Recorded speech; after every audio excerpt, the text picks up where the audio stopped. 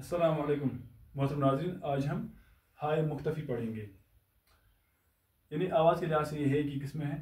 हाय मुख्तफ़ी जिसकी आवाज़ पोशीदा या खफ़ी हो, यानी ये ऐसी है होती है, इसकी आवाज़ जब हम लफ्ज़ में देखते हैं तो इसकी पोशीदा होती है, खफ़ी होती है, यानी इसकी आवाज़ जो है वो दबी हुई होती है।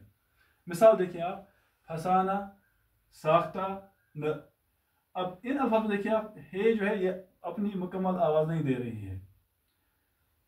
यहाँ पर न देखिए, मिसाल न जाने क्या होगा, हम न नहीं बोलते हैं, हम न बोलते हैं, तो न जाने क्या होगा, यहाँ पर न है जो है ये अपनी आवाज़ नहीं दे रही है, बिल्कुल पोशीदा है इसकी आवाज़। यहाँ पर देखिए आप एक और उसूल इसका, यहाँ पर फे सीन अलिफ नून और हे यानी फसाना।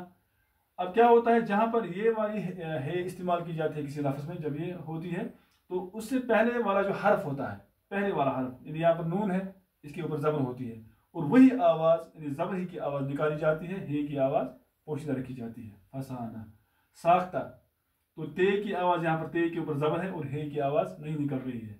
न, तो यहाँ पर न यानी नून के ऊपर ज़बर और हे की आवाज़ बिल्कुल दबी हुई, तो इसको हम बोलते हैं हाय मुख्तफ़ी। इसके बाद हाय महफूज देखिए आप, गवाह, तो ये अच्छी तरह से आवाज़ दे रही है, यहाँ पर ये है राह या हरचन वगैरह, तो ये है हाय मुख्तफ़ी।